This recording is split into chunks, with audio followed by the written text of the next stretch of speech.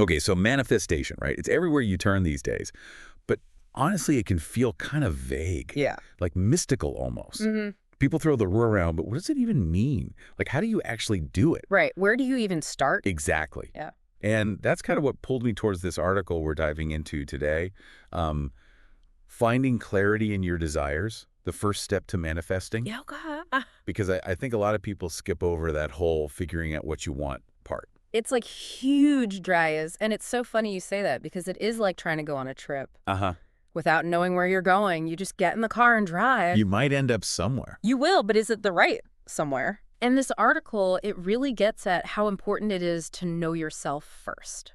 Like that's the foundation for any of this, intentional creation stuff to actually work. Totally, totally. And speaking of foundations, Yeah. the article, it's credited to, and I'm not making this up, Gilby Vittman. Oh, wow. Okay. No idea who that is. Maybe we should look into it. But hey. Sometimes the best advice comes from the weirdest places, right? Yeah, right. But what's interesting, and you kind of touched on this, it's about manifestation, but this whole clarity thing. That's like a life skill. Totally. Imagine if you knew exactly what you wanted in any area of life. Like, that's powerful. Decisions would be easier. You'd be more motivated. Okay, so like having an inner GPS, but instead of for driving, it's for like your life. Yes.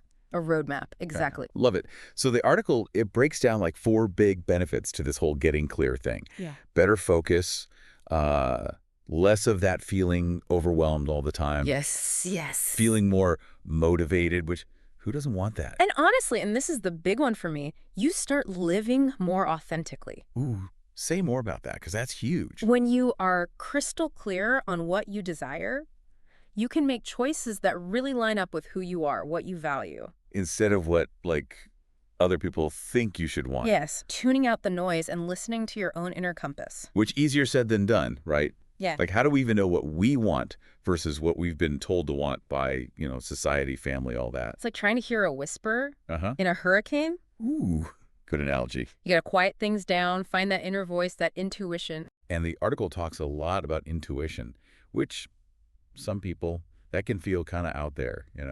So in part 2, let's get practical. Okay, yeah. How do we actually do this? Make it less woo-woo and more how-to, because that's what I love.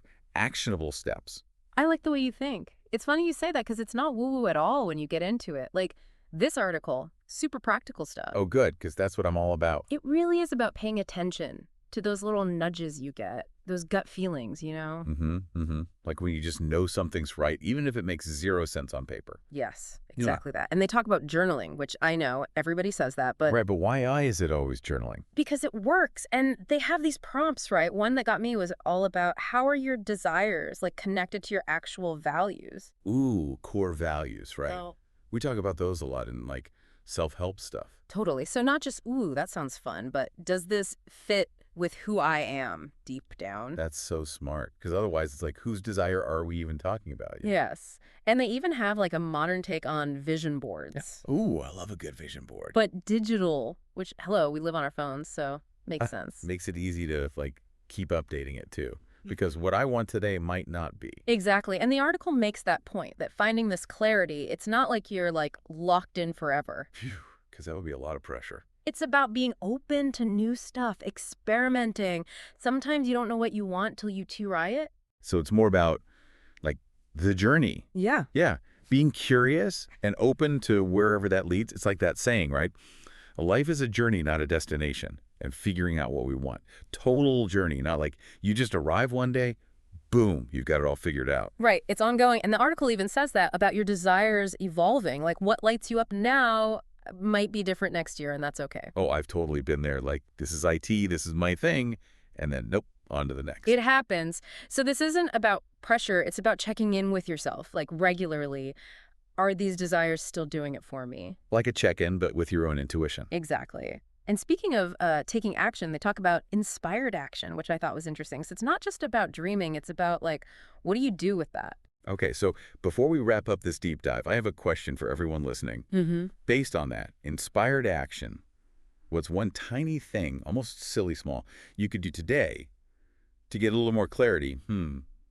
Could be writing down 3 things that made you happy this week, or 5 minutes of daydreaming. Just that first step. I love that. And remember, this isn't selfish. Knowing what you want, it lets you show up more powerfully for yourself and, honestly, for everyone around you.